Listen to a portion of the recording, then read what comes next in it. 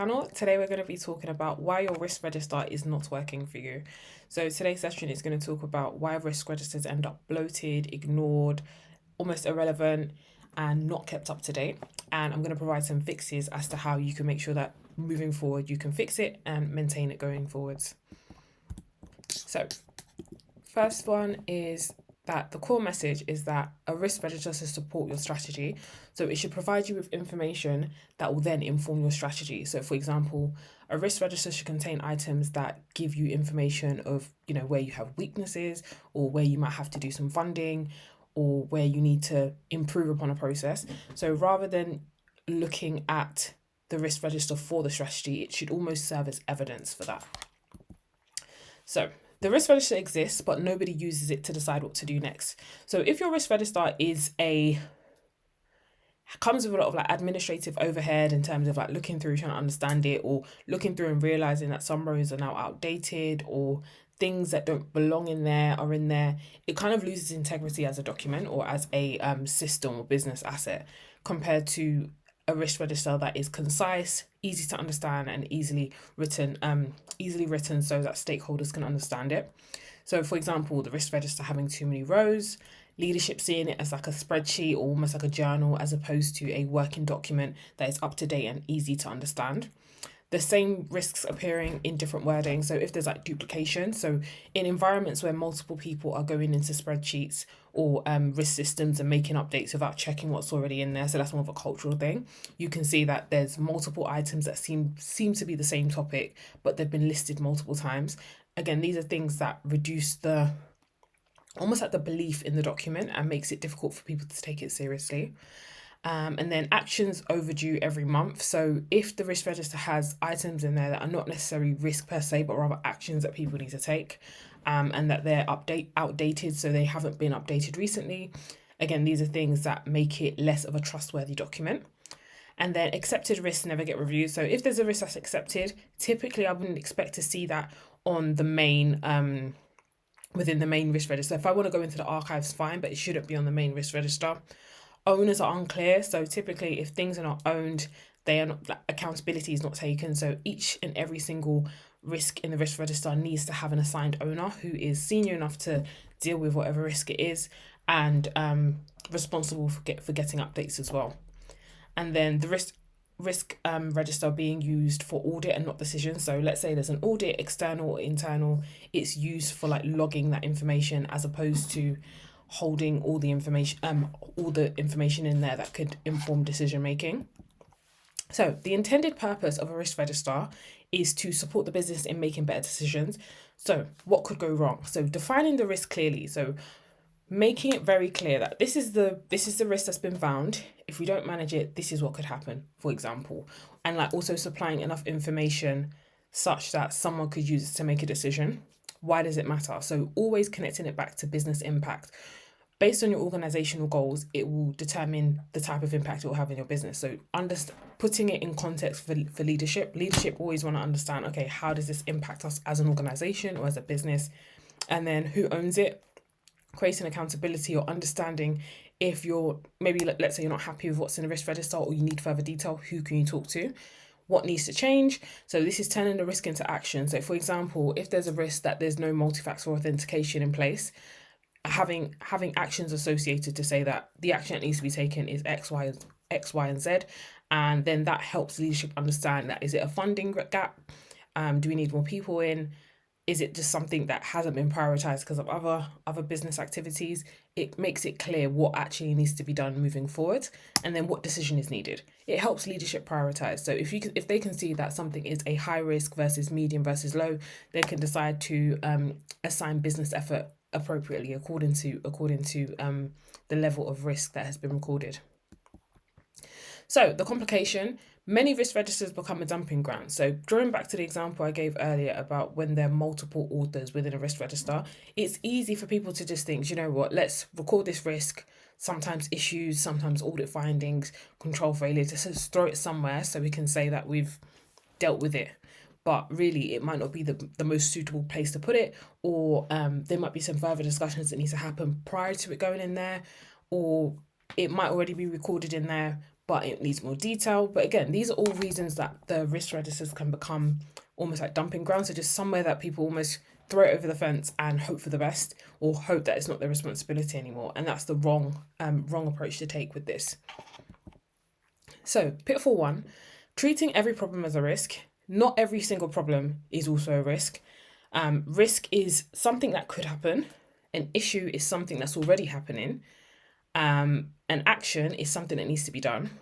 And then an audit finding is a formal gap identified during a review. So whether that's external auditors that have come in or internal auditors that have identified something.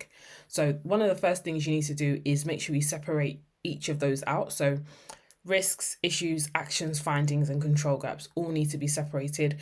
You can, depending, sometimes there's some GRC tools that include that within it. But in the case that you're using a spreadsheet, just create a separate sheet and separate those out, because that will give you clarity as to what your actual risks are, and then you'll be able to work on them further. Number 2, confusing activity with strategy. So adding more rows is not the same as improving security. Sometimes you're just talking about things more as opposed to having a comprehensive plan that will actually mitigate the risk.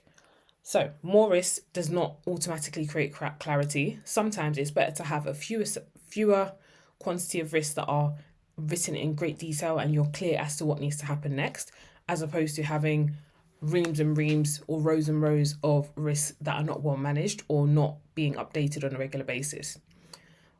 Also, more actions doesn't mean the right work is happening. More columns doesn't create better decisions, and more reporting doesn't equal better prioritization. So the key here is it's all about quality and not quantity. You need to make sure that whatever you have within your risk register is supportive of your strategy. It helps you build out your strategy, and then you're clear on the actions that need to be taken in order to mitigate the risks.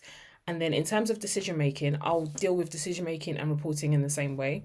You need to create a picture to leadership that articulates what your current issues are, how pressing they are. So in terms of priority, what needs to be prioritized, and then also highlighting any deficits you might have. So let's say you need more people, let's say you need tooling, let's say you need more process, highlighting what the specific ask is so that leadership are clear and you're able to shape a strategy based on that.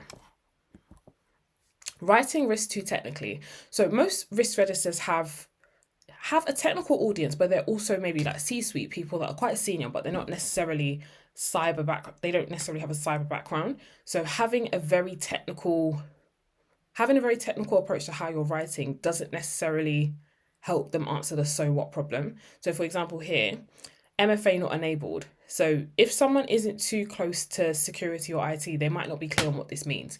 So multi-factor authentication is not enabled. What you should really be saying is, you can include both. You can say multi-factor authentication is not enabled, and then you can say it could lead to unauthorized access that could expose customer data. Any business level executive will understand exactly why that's a problem, so it makes it clear to them. You always need to take a step back and ask yourself, can a layman understand this? Can a business-minded professional understand this? And that will help you write in a way that is easy to understand in terms of business impact. And then no SIEM coverage. Security events may not be detected quickly. Again, it becomes clear. Incomplete asset inventory. Critical systems may be missed during response, so that's operational resilience. IAM gaps. People may retain access they no longer need. So in each of these examples, we're translating technical issues into business impact, answering the so what question. Number 4, so no clear business impact. High risk is not a business impact. So a weak response could be high cyber risk. What does that mean? What part of cyber risk? It leaves you with a lot of questions compared to customer data exposure. So the first thing I'm thinking of is GDPR or data breach or reputational damage. It helps you understand why said thing is a problem. And then service disruption, again, that's business continuity, operational resilience. You understand that it could be revenue loss, reputational damage, failover issues. It helps you understand more and more why you should be bothered as an individual that this item is a risk. And then failed due diligence or loss of client trust. Again, we're thinking of reputation. We're thinking of the risks associated with not carrying out proper due diligence. It helps put into context the problem in terms of running a business. And that's what makes it helpful for exec level.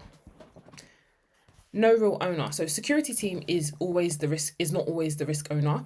I think the danger with listing a generic title as opposed to a named individual is always risky, because security team could be one person, two people, five people. You want to have one person on the hook, so someone that is senior enough to deal with the matter and responsible enough such that you can reach out to them as an exec and you can get answers. So risk owners are accountable for the business risk. Control owners are responsible for operating the control. So controls are things that you're going to put in place in order to mitigate the risk. So who's responsible for carrying out that remedial action? Action owner is responsible for completing treatment actions. So if you've assigned some treatment actions for remedying the risk, who's going to carry out those individual things? They can be across the organization. Sometimes actions and control owners can be broken down into maybe one person, two people, multiple people. So it's good to list individually the individual components or actions that people are taking care of, and naming them so people can reach out for updates if they need more information. And then decision owner, so they accept, fund, or escalate the decision. You need to supply them with enough information in order to make sure that they can make a good decision, or a well-rounded decision that will be good for the organization. No decision attached. So a useful risk should make the next decision clear. As soon as you read a risk, you should understand exactly what needs to be done. So does it need funding? So you might say that you have issues implementing MFA because you need funding in order to X, Y, Z. So, or accept temporarily. So record why, who, and until when. We never accept risks if a risk exceeds risk appetite. We never accept it indefinitely. There's always a temporary period for accepting it. Escalation, so making it known to leadership that help is needed. So whether it's hiring people or bringing more expertise on board. Change of priority, so it should be clear to leadership that something isn't being worked on because of something else, and then at that point they can make a decision as to whether that is correct or something needs to be changed. But it should be very clear to leadership as they look at risks within the risk register what needs to be done or what blockers you might be experiencing. Overdue actions everywhere. So this is, in my opinion, I think this makes it difficult to take a document serious when you can see like the last time it was updated, or actions have been overdue for 6 months or something like that. It says it's not a living document. It means it's been abandoned most of the time. So to protect the integrity of your document, it's important to make sure you're going in and out of documentation, whether it's the risk system or risk register in like a spreadsheet form, making sure you're going in often enough to to protect its credibility. Even if you need to go in and say you've reached out for an update on this date, you didn't receive anything back, because again, that flags that there might be, if let's say leadership have seen that you've been chasing a stakeholder since, I don't know, the last 3 or 4 months, then that can indicate that an escalation is needed. And that also needs to be shown within any like regular reporting that you're delivering as well. So unrealistic action. So let's say you're being very ambitious and you said something could be fixed in a month, but really it's going to take 12 months to a year. No capacity, so the owner cannot deliver it due to other competing priorities. Funding needed, so the action is blocked by a decision. That could be leadership, that could be something else, could be legislation. Roadmap item, so the fix belongs in a delivery plan. So sometimes you decide to defer fixing an action so that you can bundle it with other items and deliver it as a project. And then accepted risks that never expire. This is super, super dangerous. So accepted risk should not mean forgotten risk. So if there's no review date, no one knows when they need to go in and review it again. If there's no acceptance owner, it's not clear who's accountable for it.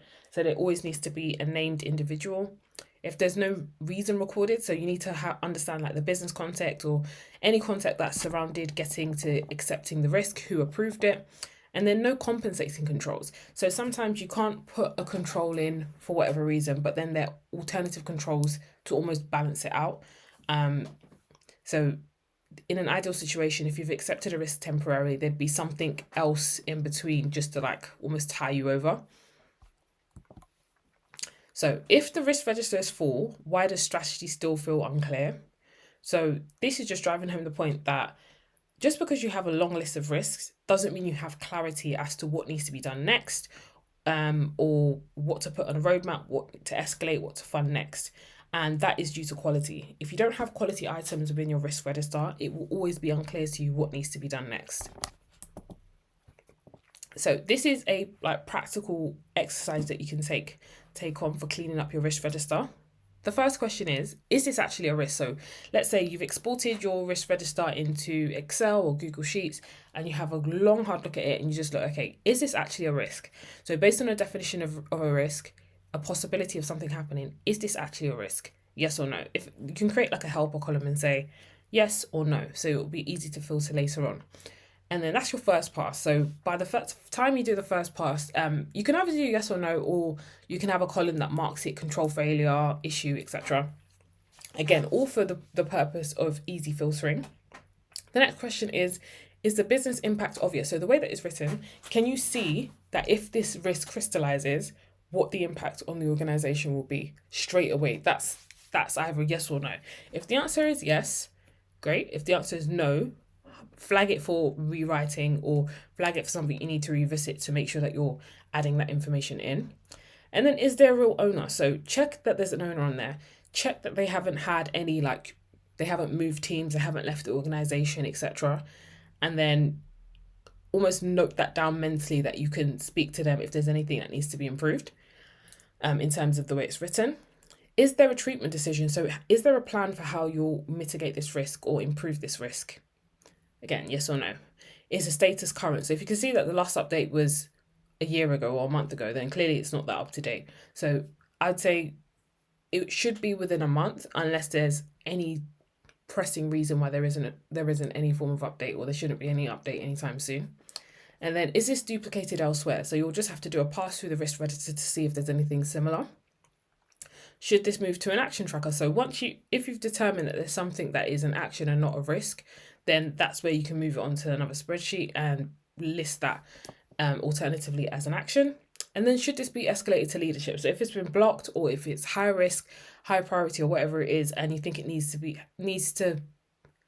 at the attention of leadership, then that's where you'll also flag that you need to escalate to leadership. But by doing this exercise, you're gaining clarity on what's in your risk register, where they're duplicates, and then it's also an exercise to build a risk culture of going to collect updates from stakeholders and getting into a regular cadence for that as well. What should stay? So keep risks that help the business understand exposure and decisions.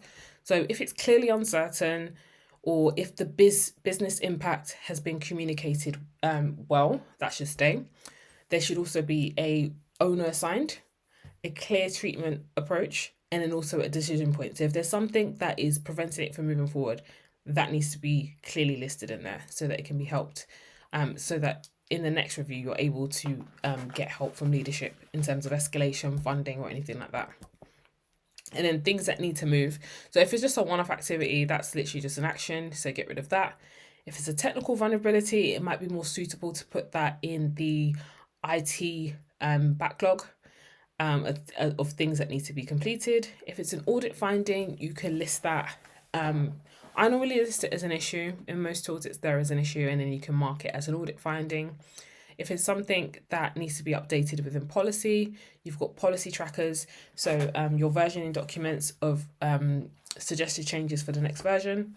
And then strategic improvement, that should be a security roadmap. So it's not necessarily a risk, but it's something that will improve or help towards the notion of continuous improvement. So I've got some examples of a bad risk versus a useful risk. So the first one is MFA is not enabled. So it'll be more useful if you're a bit more specific and you outline its impact. So unauthorized access to critical systems could expose customer data because MFA is not consistently enforced across high risk accounts. So that's making it very clear to leadership why it's a problem, and if there's, let's say, like a funding gap or something like that, it will make it obvious what needs to be done next. Vendor risk. So just outlining vendor risk. It's almost like just throwing or like keyword stuffing as opposed to getting detailed and outlining what the issue is. So you could say a supplier with access to customer data, you're seeing the impact, could create regulatory and operational exposure if due diligence, access approval, and review dates are not completed. That is far more comprehensive, and it tells you what is at stake if it's not fixed. Awareness issue. So a weak one would just say awareness issue. There's no detail in there in terms of awareness of what. Employees may delay reporting suspicious activity because reporting routes are unclear and mistakes feel blameworthy.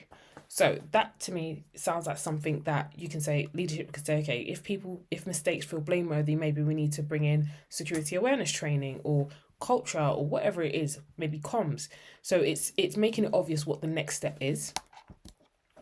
And then in terms of the leadership view, leaders need almost like the highlights.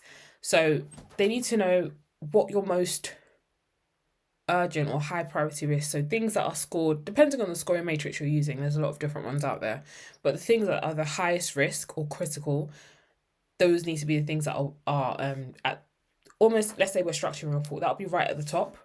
If there's movement, so has risk increased, has it reduced? The risks that have reduced, that's like almost in small text on the right hand side. And then the ones that have increased, that's what you really want to pay attention to, because leadership needs to see the things that are requiring action of them. It's nice that risk has reduced, but it's even more important to see where increased attention is needed. And then block treatment. So if we've got an approved treatment plan and things are stuck, we need to know why. So that could be where leadership need escalation.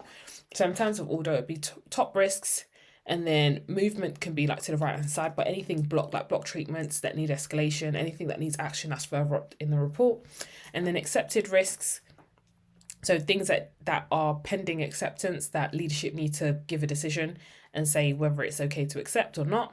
And then decisions needed. So this is where you might put a bit more detail or URLs to the respective risks. So what leadership need to approve, fund, or accept.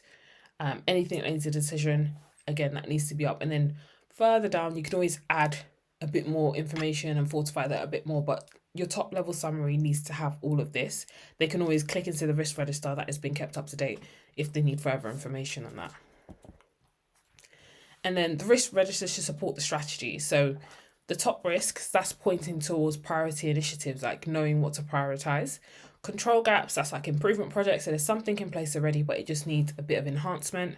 Overdue actions, there needs to be a delivery plan and a bit of investigation as to why things are overdue. So were the deadlines over ambitious? Do we have enough people? Have we had some churn in terms of people leaving the company?